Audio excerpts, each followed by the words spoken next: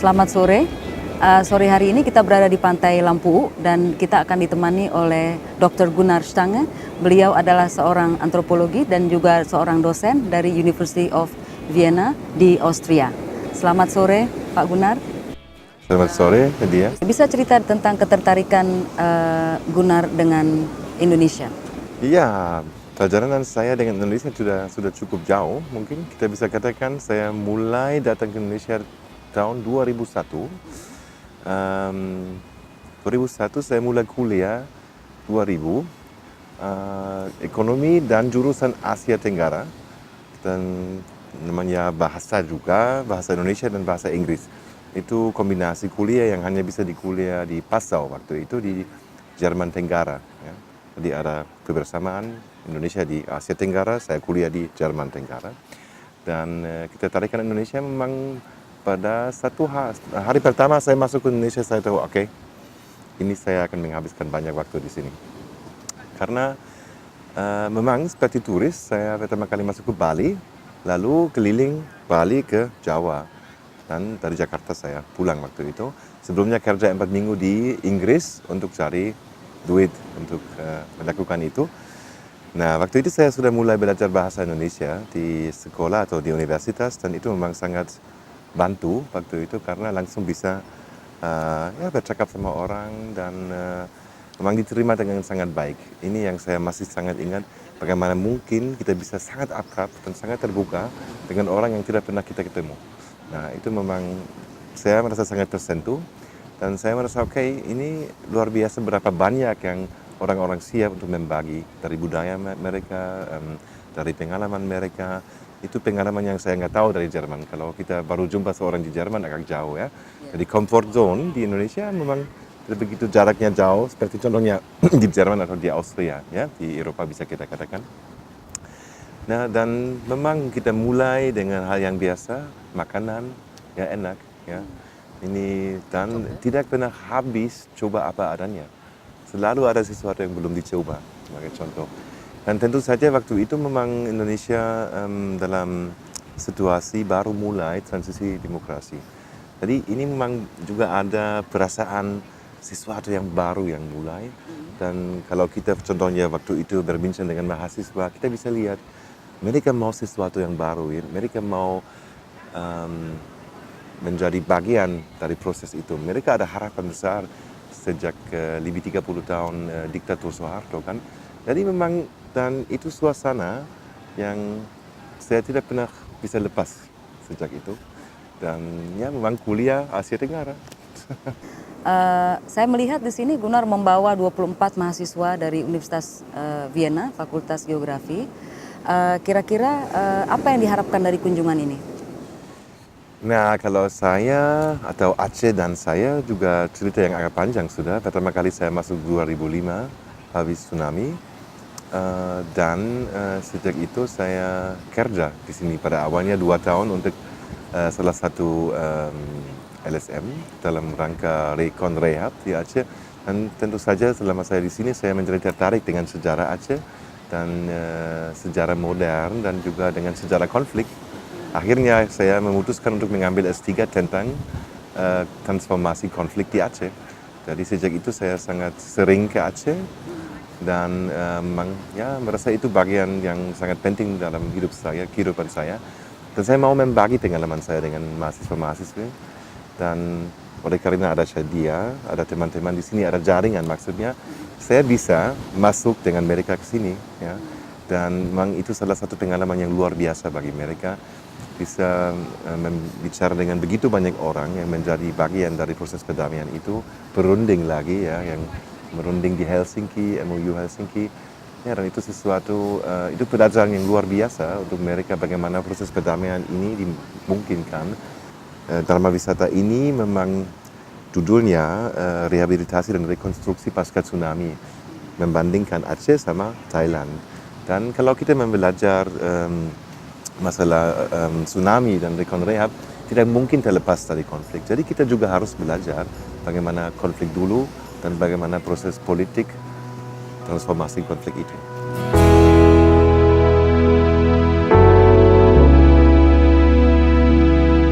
People only start including my mom and my family, started to run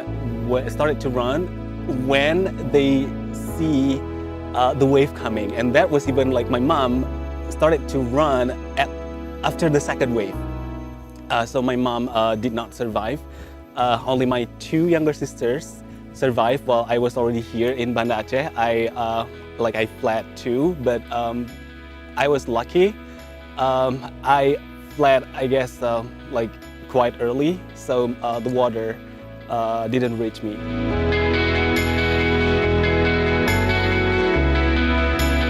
Apa pesan Gunnar untuk para peneliti pemula yang ingin mendalami tentang Aceh?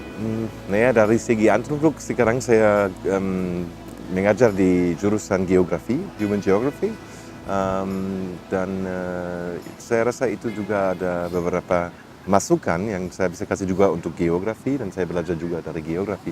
Tapi secara umum saya rasa yang paling penting menghabiskan sebanyak waktu mungkin di dalam satu tempat, ya. Tidak hanya bikin 20 wawancara pulang menulis buku, ya. Karena kita bisa begitu dekat, kita percaya satu sama lain karena saya sering datang dan kita sudah kenal sejak lama. Dan kalau kita benar-benar mau mengerti pola pikir orang, dan itu diutamakan di antropologi, kita harus menghabiskan banyak waktu dengan mereka untuk mengerti apa menjadi maksud perilakunya, apa pengalamannya. Kita harus mengerti contohnya biografi, dan tentu saja kalau kita belum begitu tahu satu sama lain, ya banyak hal yang memang tidak dibagi. Nama kata saya. Ya. Kira-kira kembali lagi nggak ke Aceh? Pastilah kembali lagi ke Aceh. Dan ya yang saya sangat senang melihat mahasiswa pada awal agak ragu, ya, apakah Aceh ini tempat yang cantik, apakah nyaman, karena berita di Jerman sangat buruk, terus terang. Ada tempat di mana orang dicambuk, kalau mabuk di penjara, dan ini, ya, jadi memang pakaiannya harus sopan, perempuan diopres semuanya.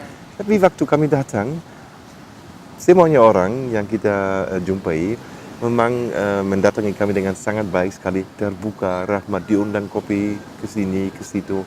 Mereka sangat heran dan mereka memang juga sangat tersentuh mengalami suasana Aceh. Ya, terima kasih banyak Gunnar untuk wawancaranya sore ini di suasana lampu yang begitu cantik.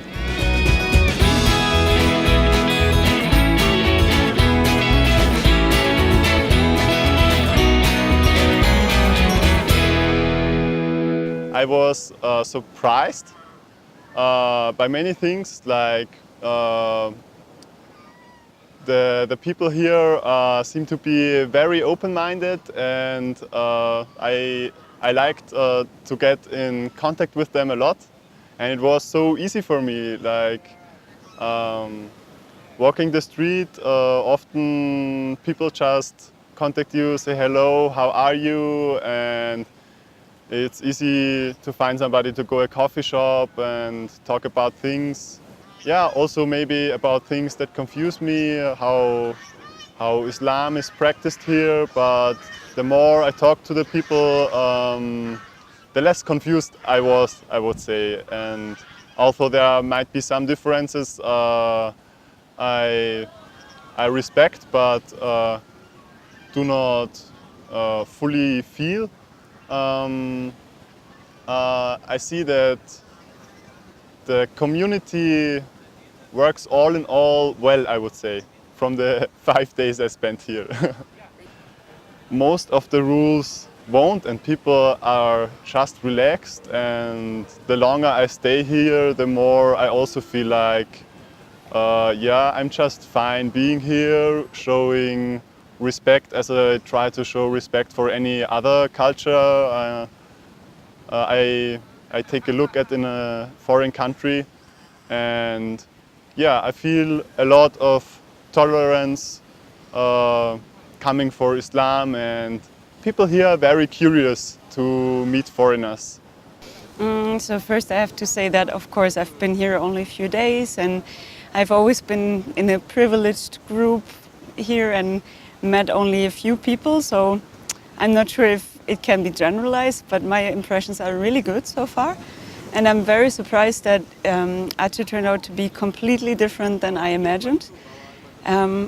Actually, I have to admit I was really biased and I had a lot of prejudices in my head that came from the image that the media creates in Europe about Aceh. Actually, I've read an article about Sharia punishment in Aceh, and I was really scared to go there and really felt like it would upset me.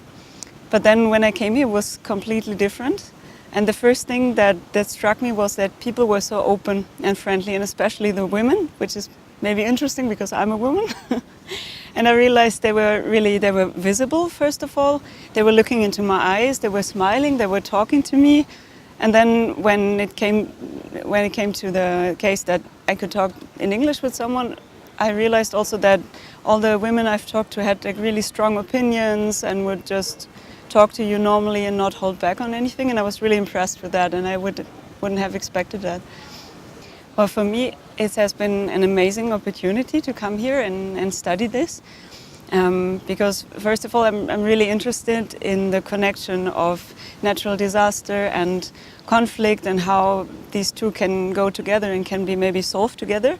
And then Aceh is really a unique case, something I've never heard about before, that it was possible to